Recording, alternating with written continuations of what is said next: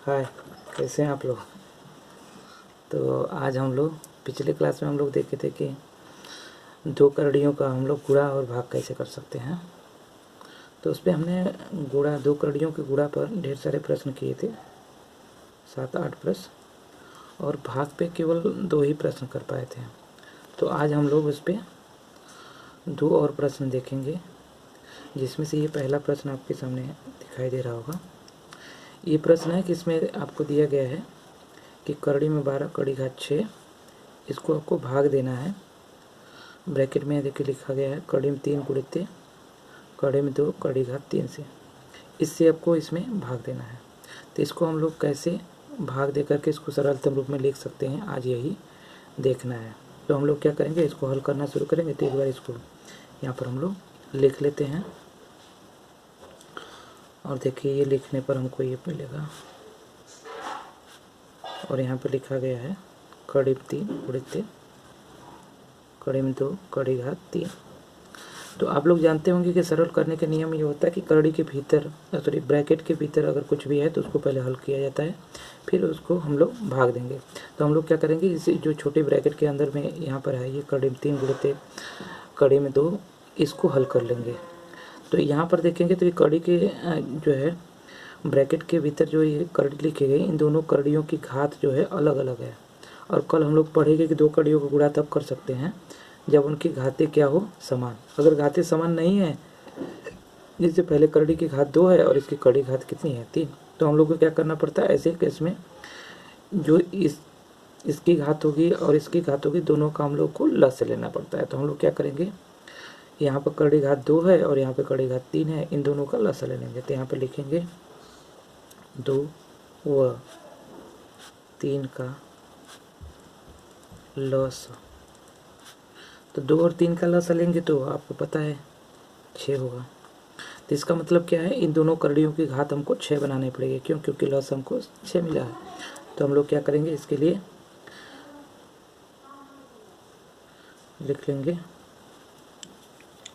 ये जो आपको दिया गया है 12 6 भागे, अब यहाँ पर इनको लिखेंगे दोबारा। तो अब इसकी कड़ी के घात 1 ही बना देंगे, कड़ी घात कितना कर देंगे 6, और इन दोनों को गुणा करना है तो इसमें गुणा के रूप में लिख लेंगे 3 गुणित 2।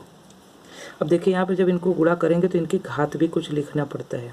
वो कैसे पता चलता है, तो ये पहली करड़ी की जो घात है उससे जो नई घात हमने बनाई है इसमें भाग देना पड़ेगा। इसमें 2 है और 2 से इसमें 6 में भाग देंगे तो आएगा 3। तो इस 3 को ये जो इसके अंदर इसका करड़ी घात था उसके ऊपर लगा देंगे, मतलब ये 3 के ऊपर घात में कितना लग जाएगा 3। उसी तरह से यहाँ पर इस करड़ी का घात कितना है 3, इससे इसमें भाग देंगे तो आएगा 2। तो इस करड़ी घात के ऊपर भी कितना लगा देंगे 2, ये हो गया। तो अब इसको हम लोग क्या कर सकते हैं, हल कर देंगे। तो ये होगा करड़ी में 12 करड़ी घात 6 भागे, देखिए ये एक करड़ी बन गई, इसको हम लोग गुणा भी कर सकते हैं। तो ये बन जाएगा हमारा एक करड़ी में, और ये होगा 3 त्रिका 9 त्रिके 27, इसकी करड़ी घात 6 है और यहाँ पे गुणा करेंगे तो 2 की घात में 2 का मतलब होता है 4। अब इसमें 27 में 4 का हम लोग क्या कर सकते हैं, गुणा कर सकते हैं। वैसे अभी इसको रहने दे। अब देखिए ये जो पहली करड़ी है और ये जो दूसरी करड़ी मिली है हल करने पे, इन दोनों का घात कितना है 6। अब इसको हम लोग भाग क्या कर सकते हैं। तो हम लोग क्या करेंगे, पहले एक करड़ी बना देंगे, भाग कर रहे हैं कल हम लोग देखे थे, एक करड़ी बना लेंगे। इसका करड़ीगत कितना है 12, तो उसको ऊपर लिखेंगे। इसका करड़ीगत जो है उससे क्या करेंगे, भाग दे देंगे। तो यहाँ पर लिखा है 27 और गुणा में 4, तो इससे भाग हो गया। तो और इसको हम लोग क्या करेंगे और हल करेंगे। तो यहाँ पर देखिए ये जो करड़ी के अंदर लिखा गया है अंश और हर में, अगर ये कट रहा है तो इसको काट सकते हैं, जिसको हम लोग डिवाइड कर सकते हैं। 4 एकम 4 और ये 4 थे 12, 3 बार में कट जाएगा। और इसको 3 से फिर भी काट सकते हैं, 3 एकम 3 और 3 9 27, मतलब हमको मिलेगा क्या, तो यहाँ पे मिल जाएगा 6, और ऊपर यहाँ पर अंश में मिल रहा है 1 और हर में कितना मिल रहा है 9। अब देखो इसको और सरल किया जा सकता है। इसको हम लोग जानते हैं कि अगर कड़ी के रूप में तो इसको हम लोग घात के रूप में लिख सकते हैं। तो इसको क्या कर सकते हैं, तो ये लिखेंगे 1/3, इसको घात रूप में बना लेंगे तो ये बन जाएगा 1/6। कितना होगा 1/6। अब देखिए हम लोग जानते हैं इसको 9 को क्या लिखा सकता है, तो 3 के घात में 2 लिख सकते हैं, और 1 को भी 1 के घात में 2 लिख सकते हैं। तो इसको क्या लिखा जा सकता है, तो लिख सकते हैं 1/3 के घात में 2 कर सकते हैं। अरे 9 को हमने गुणनखंड किया तो 3 गुणित 3 आएगा, तो 3 2 बार है, इसलिए घात में 2 हो गई। और ये पूरे का घात कितना है, तो ये घात है 1/6। और हम लोग अभी घातांक नियम में पढ़ चुके थे कि अगर घात का घात होता है तो घातों का आपस में क्या होता है, गुणा।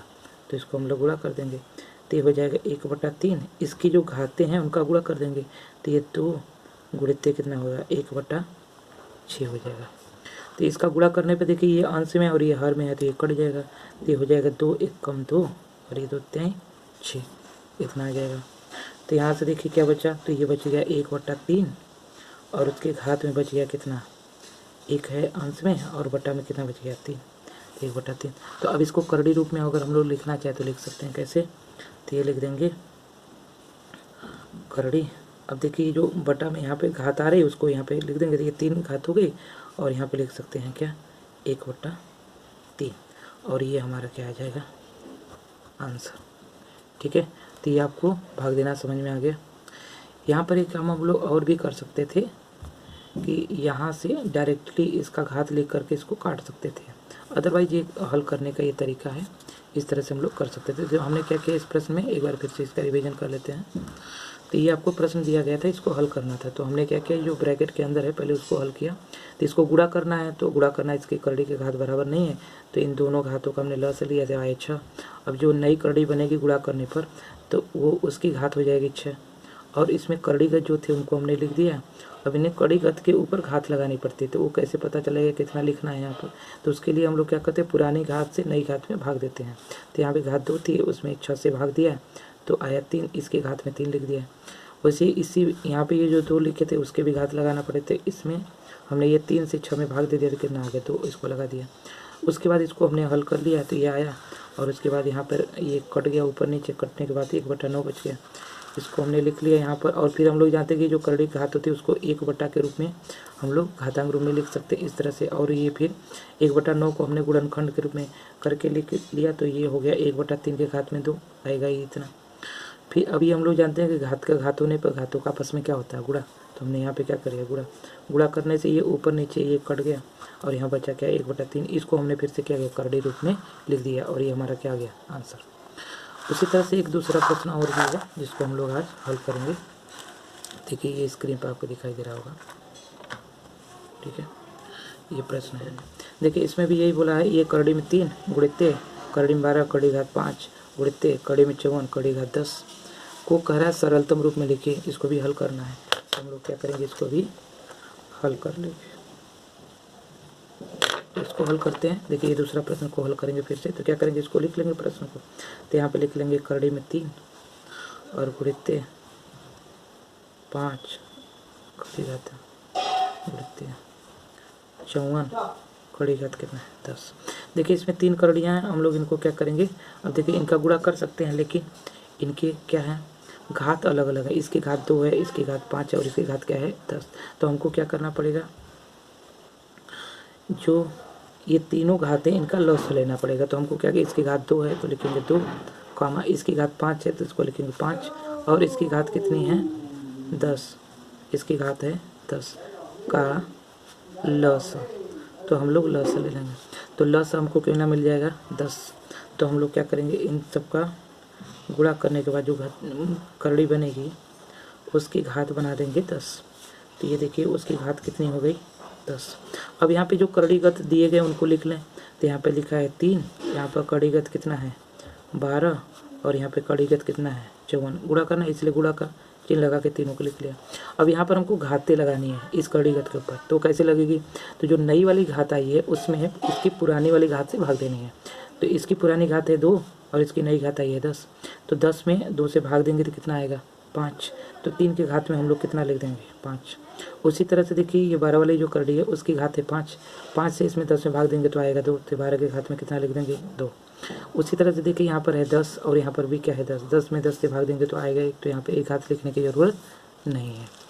तो अब देखिए इसको और क्या कर सकते हैं, तो इसको हम लोग और इसको ब्रेक करेंगे। अब ये देखिए 3 के घात में 5 है तो इसको ऐसे रहने दीजिए, 3 के घात में 5। अब ये देखो ये 12 है तो इसको हम लोग लिख सकते हैं 2 गुणित्ते 2 गुणित्ते 3, और इसके घात में कितना 2 गुणनखंड करके लिख दीजिए। तो 2 दूना 4 हैं 12, इसके घात में 2 है।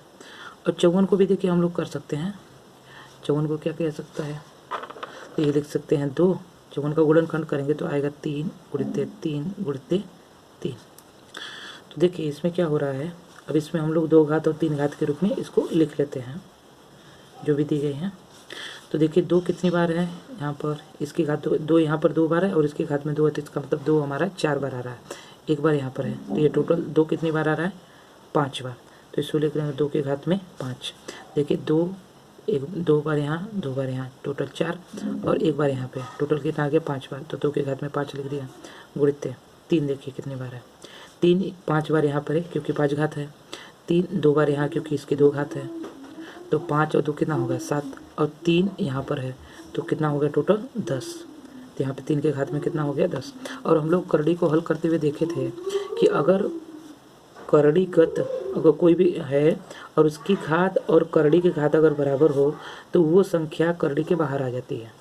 तो हम लोग क्या कर सकते हैं, इस 3 को बाहर निकाल सकते हैं, क्यों, क्योंकि इसकी घात और करड़ी की घात बराबर है तो ये बाहर आ जाएगा। अब करड़ीगत में देखिए क्या बच गया, तो केवल करड़ीगत में बचा हुआ है 2 के घात में 5। अब इसको जैसे हमने पिछले क्वेश्चन में इसको घातांक बना करके हल किया तो वैसे इसको फिर से हल करेंगे।